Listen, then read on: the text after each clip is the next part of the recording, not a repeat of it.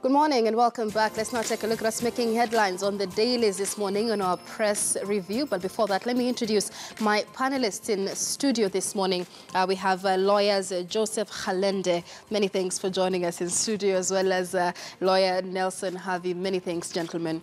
So let's begin with taking a look at us making headlines on the dailies this morning. And as usual, we begin with the Saturday Standard. And on the front page there, 5 more on a ballot as Raila Odinga speaks out.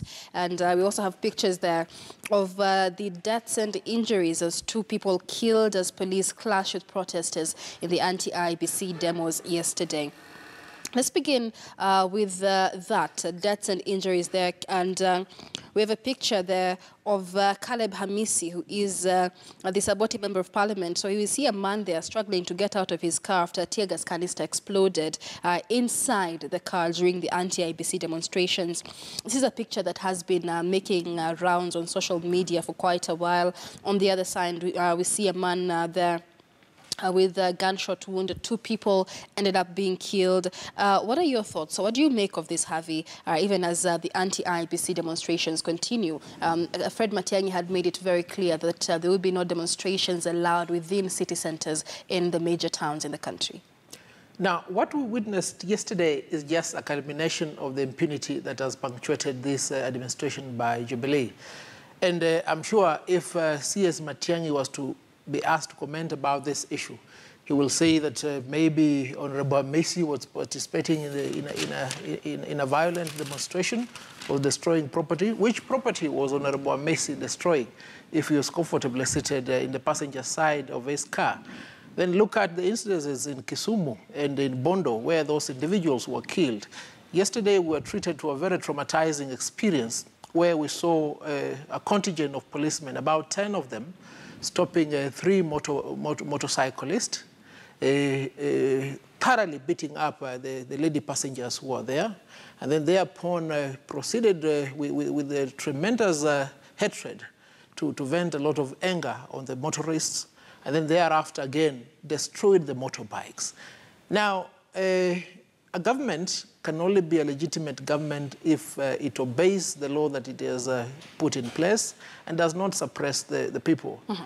I think there is no doubt that this administration has lost its legitimacy, and it's quite clear that even the individuals who are in uniform masquerading as policemen have become criminals. Mm-hmm. They should not be allowed to walk in the streets of any part of this country. All right. What do you make of this, Joseph? Considering on page 5 of the paper here, we have a segment talking about the sections of law that Matiang'i is using to rein in on the opposition protests. And apparently sources, the law stipulates apparently that protesters must be peaceful and unarmed, unlike in the cases, according to security officers, that we saw in Kisumu and Nairobi, where demonstrators seemed to be armed. And they say the Public Order Act prescribes how protests in that manner should be handled. Yeah, first of all, Michelle, let me take this opportunity to thank you for hosting me here. And I can say you're looking nice. Many thanks. So if I may come in and say that yesterday's protest was actually unlawful, because the acting CS Interior was very, very vocal on this issue when he said that these protests, they have becoming uncharacteristic. These issues, it's total madness actually in our cities. So, and he was very categorical when he said that going on forward, these demonstrations are outside the law. And now they are going to be banned. Right, but what legal basis does he have for that? Yes, if my friend Harvey can come in and tell you that as much as we have the right to enjoy the fundamental freedom that we have in our Constitution, right, also the same Constitution under Article 24 also limits those rights. And among the factors that it brings in the limitation, it said that whenever you enjoy your right, you are not supposed to infringe somebody else's right. When I'm enjoying my right, I'm not supposed to infringe my good friends have his right. So Dr. Matiang'i is within the law. He is within the law, according to you. All right. Yes. Let's take a look at the protests that have been taking place Monday, Wednesday, and Friday. Going on social media, of course, is pictures and videos of police brutality. But on the other hand, we have also seen several, properties being destroyed. Even in the demonstrations, we've seen cases of looting that has also been going around social media. And we haven't quite had the opposition address this in terms of crowd control. Initially, the opposition said they had marshals within their crowds to ensure that the demonstrations go on smoothly. But how accountable then is the opposition for the destruction of property that has been witnessed? Now, Right Honorable Prime Minister Raila Odinga, together with CR Senator James Orengo, made it quite clear that their supporters must only engage in a peaceful demonstration. Now, in the course of these demonstrations, we have evidence that there are criminal elements that have been planted in by police forces who have been undertaking this destruction of property and looting. And in actual fact, these are not the supporters of the change movement. And I can tell you without any fear of contradiction, the change movement that is being spearheaded by the NASA supporters is a peaceful demonstration. But in between, individuals have infiltrated this movement, and we can say without any fear of contradiction that these are individuals planted in by the security forces. It's as simple as that. And you remember even yesterday, there was a peaceful march that commenced from Capitol Hill, went all the way to the Central Business District. And I mean, you didn't see any instance of looting. And even if this claim is to be interrogated further, you'll see the falsehood in it, because the police were there. The responsibility of the police is to protect not only those who are engaging in the protest, but property owners. What stopped the police from standing guard on the front of these buildings, on the doors and on the windows, to ensure that they are not broken into? If they have the capacity of unleashing brute force on an innocent grandmother of 70 years, if I have the capacity of unleashing uncalled for violence on a cyclist, then they have the capacity of preventing these things. But why are they not preventing it? It's simply because they're the ones who have engineered it. And it should not be lost to Kenyans that in times like this, when you have a retrogressive regime, people must speak against it. People must stand against it, because it's quite evident.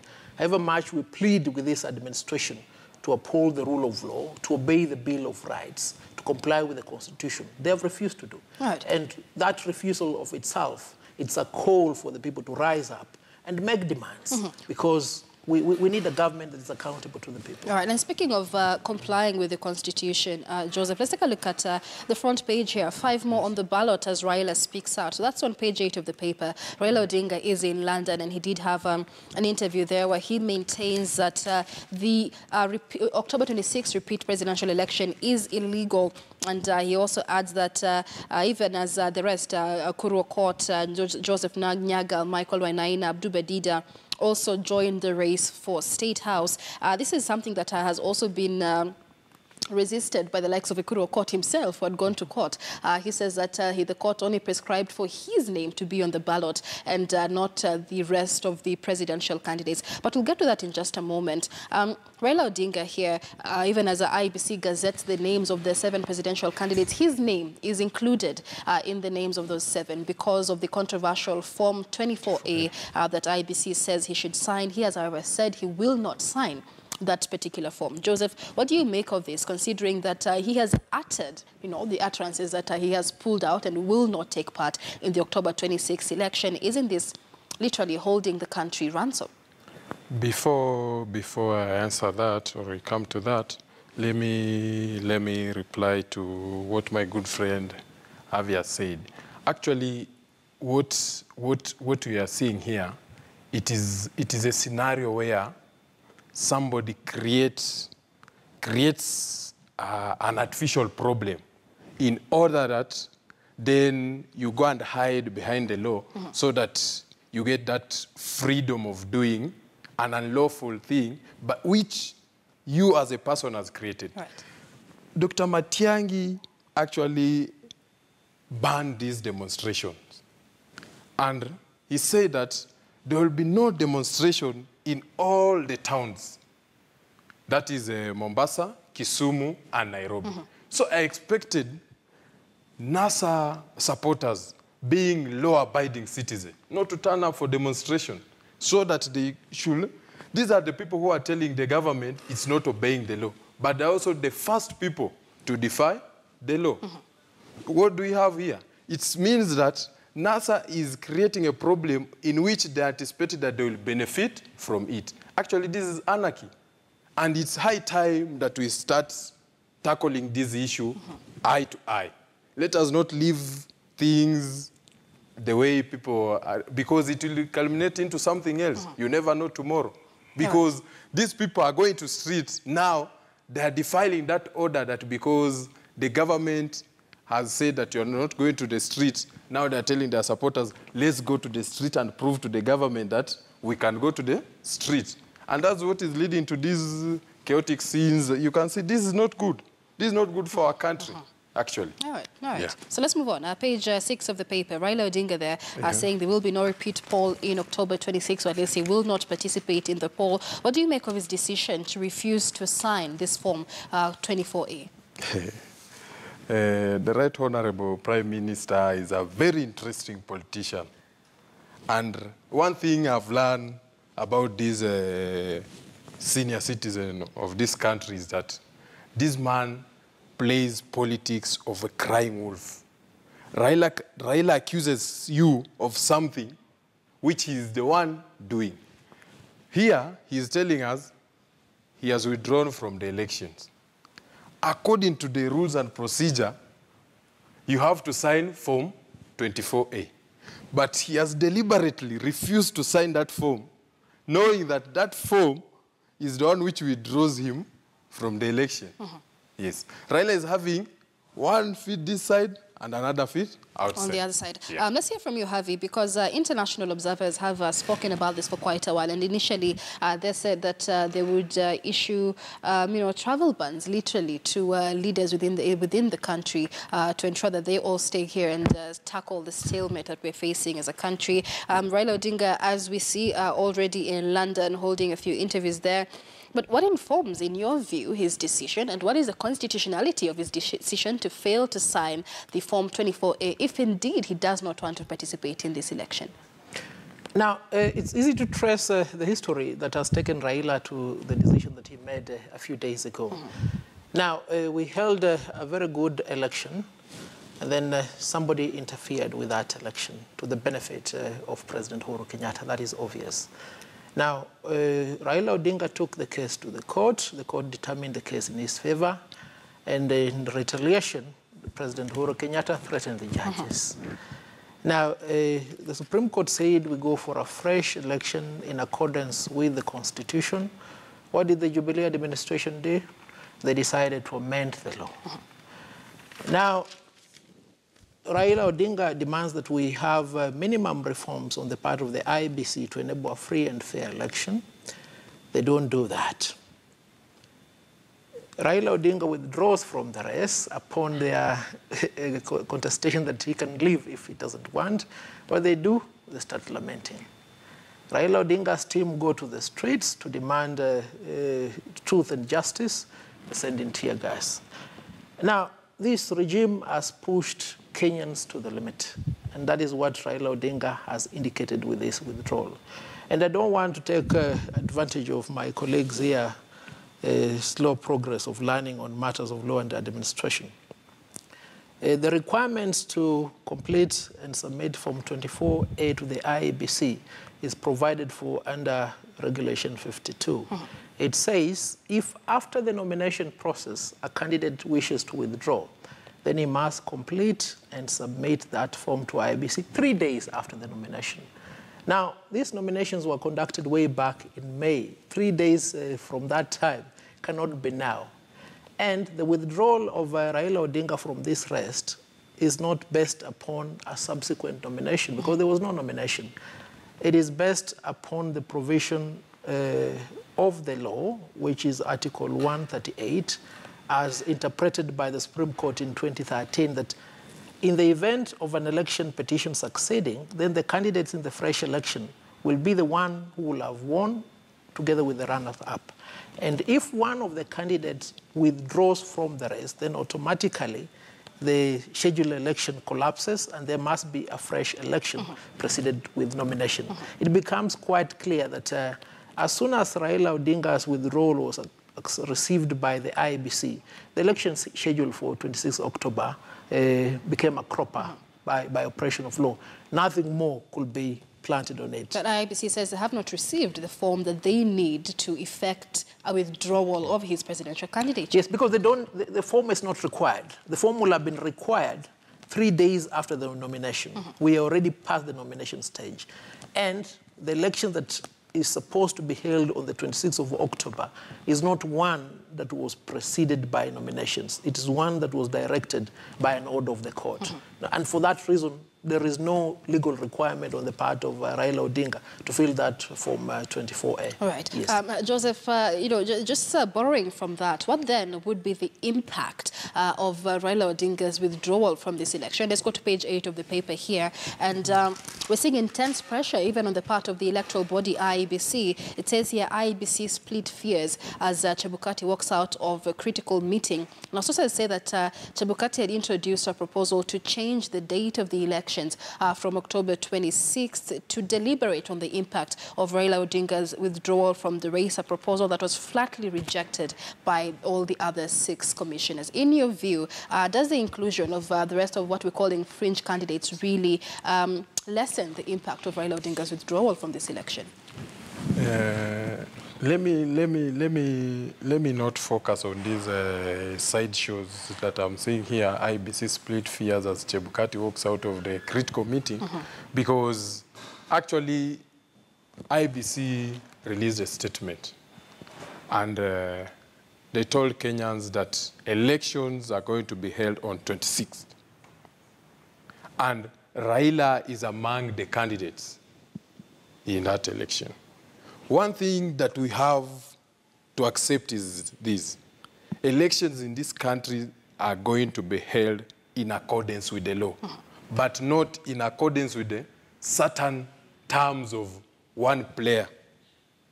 You know, we are having a scenario where NASA side is having the irreducible minimums. Then the Jubilee side being, how can I call it? A clever side, they have used their numbers in parliament to pass the law.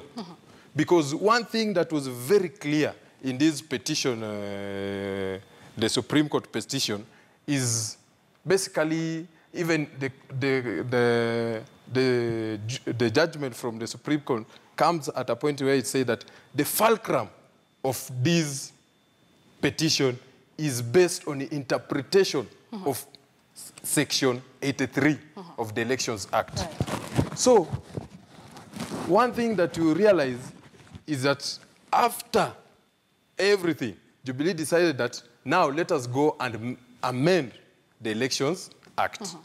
And my thinking is that, and a normal thinking of a normal Kenyan should be like, if NASA also have their demands, they should also bring their demands, because the parliament in this country is the one which has the mandate to amend, to make legislation. And to make laws. I want to understand, gentlemen, from all of this, because there's been different interpretations of the law, you know, depending on the lens at which you're really looking at the Constitution, so to speak. But does this solve the problem that we have as a country? Does Raila Odinga not going to this election? Does the country proceeding with this election as scheduled solve the problem we have in this country? We cannot run away from the fact that he is, as you mentioned earlier, a senior citizen, but also a senior politician in this country who commands very large portion of this country, pretty much half the country. So let me hear from you, Javi. Does this really solve the problem for the Kenyans? Legally, and I think my interpretation of the law is the one that can be taken to the Federal Bank of the United States, is this. The withdrawal by Raila Odinga means that there is no election on the 26th of October. And if anybody thinks he can proceed with that election, then he'll be proceeding on the basis that they do not want to comply with the law. And if any evidence is needed to confirm that, look at the statement that was posted by IEBC on its Twitter handle. indicating that they will have all the 8 candidates on the ballot. Yeah. First of all, that statement was not signed by Wafula Chebukati, a clear indicator that there is a possibility Wafula Chebukati has not authorized that position. And then fast forward, the meetings that were being held yesterday and the day before yesterday, it's quite evident that Wafula Chebukati did not have an active role in that in those meetings. And the evidence we have right now is that Wafula Chebukati had, in conformity with the position in law, put mechanisms to annul the election that had earlier on been scheduled on the 26th of October in compliance with the law. But certain individuals within the IEBC who are definitely being controlled by the Jubilee administration have torpedoed this otherwise legitimate claim. And I think if Chebukati is listening, I think the wise thing that he should do right now is just to resign, because he cannot, as a senior lawyer, somebody with great knowledge and learning, participate in a facade that is intended to sanitize a dictatorial regime, which the people of Kenya have refused to participate in. Right. You can take it without any fear of contradiction. A majority of Kenyans who are keen on ensuring that we have change will not participate in any sham that may take place on the 26th of October. All right, so we'll be discussing again the implications of that particular or possible boycott that the opposition has been speaking about in just a moment. Nelson Harvey and Joseph Kalende, lawyers here in the studio, taking a look at making headlines on the dailies. It's now just about 8 a.m. I'm going to take a short commercial break, but do stay with us. 9 a.m., I beg your pardon. When we come back, the conversation continues.